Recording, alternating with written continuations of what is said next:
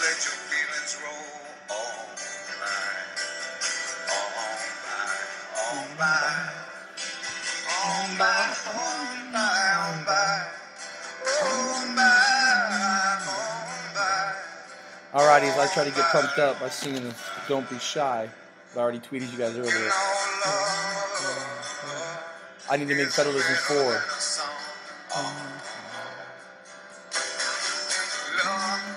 Alrighty, don't want to waste your time, but I just thought I'd throw that up there today. I tweeted you guys this photo as well. It's about the division of power among a unitary, confederate, and a federal form of government. If you can expand it, hopefully on your phone, if you could save it. This is kind of blurry, so I chose not to go with that. I'm going to show you guys this.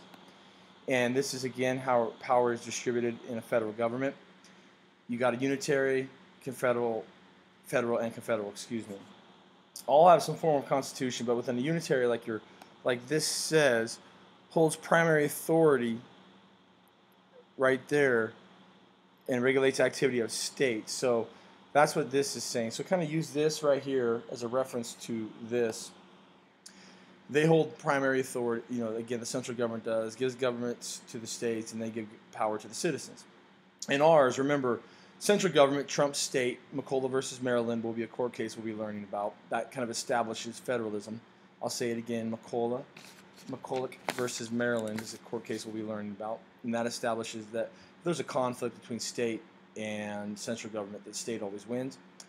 But in our system, you have the central government, and then whatever's not in the Constitution for them, it gets regulated to them. But remember the 10th Amendment. And then they both give power to the citizens.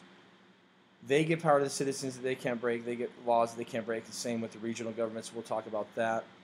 And then you have a confederal form of government, gives power to the regional, then central, and citizens. This one doesn't work. We've actually had that in our system, and I wonder if you can tell me what that would be. The hint is in the name. Alrighty? So hopefully this helps. This is a PowerPoint I use for my CP kids. I don't use this for my AP kids. Not that you guys couldn't use it, but this is a good little tool here, so I thought I'd throw that up there. Now going back here, again, it says the same thing in these three categories here. But when I put it on my notes, it got a little blurry, so I chose to use that. So we're going to take a real quick look at, very important though, structure of American federalism. Remember, if you have questions, concerns, comments about what we are learning today, I encourage you to write down questions to ask me for clarification. Since this is a process, since you guys are taking control of your learning, you need to understand to not be afraid to write down questions, to ask me to clarify. Not to re-lecture, but to clarify this stuff. Federalism is extremely important for your success in my class, for your success on the AP test. So we need to understand these things. Remember, anything you see in bold on this page is or has been asked on the AP exam. So the structure of our American federalism. National powers. National government has three categories of powers that are delegated to it.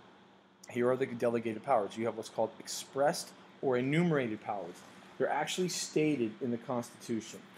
Here is the definition of enumerated powers for you. Specific powers granted to Congress under Article 1, Section 8 of the Constitution.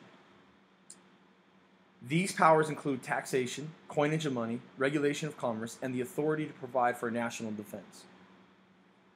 So these are enumerated powers, all right, stated in the Constitution on national for the federal government.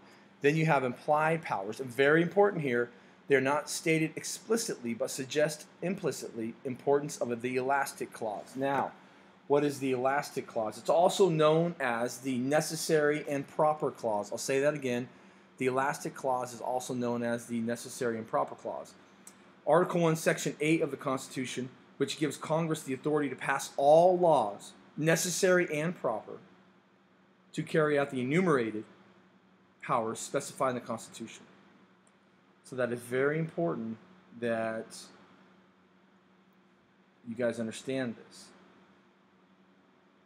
These powers derived from the enumerated powers and the necessary and proper clause, by the way, are going to be known as what's called implied powers, and that's what this is right here. So when we say implied powers, just realize that definition I just read you is for that. And then inherent powers, again, not stated explicitly, but held by the national government by virtue of it being a national government. Any government is entitled to certain foreign policy powers such as diplomatic recognition, acquiring territory, and defending itself. So again, those powers are important there for the function of our government and certain things, especially when we used to require territories. Alrighty, state powers. These are reserved powers. Very important. Amendment 10, I've talked about that numerous times. The Amendment 10 states that any powers not granted to the national government are reserved for the states, thus establishing voting requirements. Wow, very important. Very important. Voting requirements. Each state might have different things. We have federal voting requirements, but certain things, were established by certain states. Running of elections statewide and licensing professionals and protecting community health and establishing a vehicle code. Each state, remember in California, we have a vehicle code for everything. You have to get everything smogged. Other states, you don't. Again, those are little things there that are for that. Now, remember,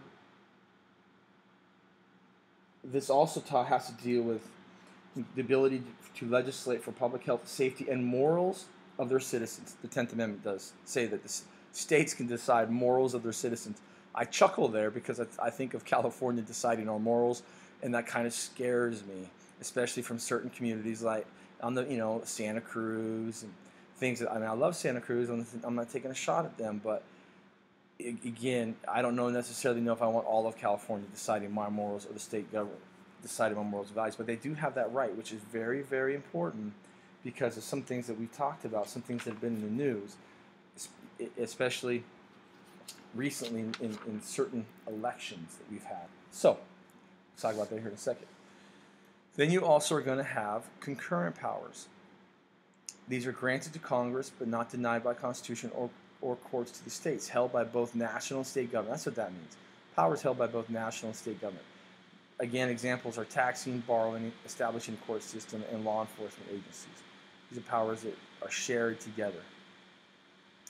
However, questions of federal and state authority are decided by the courts. And this is when you get here to the National Supremacy Clause. This is important for us to understand this. And what this is also called the Supremacy Clause. This is a portion, this basically says the Constitution mandating that national law is supreme to all other laws passed by the states or by any other subdivision of government. And so this, again, has come under consideration because of the certain developments. But the court case establishes this is called McCulloch versus Maryland, 1819. Very important that you understand what that is. It helps with that for our understanding of what this is, national supremacy. Now moving on, obligations that the state government national government has to the states. It guarantees each state a Republican form of government, protect each state against invasion or domestic violence, and grant new states the same rights as other states. Obligation of state governments. Very important, especially this one here. Full faith and credit clause. This is where it becomes really interesting. Each state must honor the public acts and records of legal proceedings of other states. Birth certificates, marriages, and deaths. Whoa. You might be going, wait a minute, Mr. Raff. Marriages. But like it says here at number 1, 4 states have legalized same-sex marriages. But, like it says, in the 1990s, Congress passed the Defense of Marriage Act, which allowed each state to define marriage and in effect, not recognize gay marriage if the state decides to define marriage as a union of a man and a woman. So again, this raises a lot of constitutional questions about what full faith and the credit clause is. So, like I said, this is very interesting because a state's refusal to honor same-sex marriages again, proposes those constitutional questions. Because on social issues, each state will vary, considerably on certain social issues. So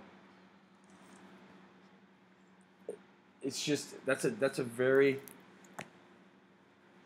is an interesting gray area because we're struggling with this right now. We talked about this in class, and in the Constitution it does not define what marriage is, and so the giving to the power of the states to decide that.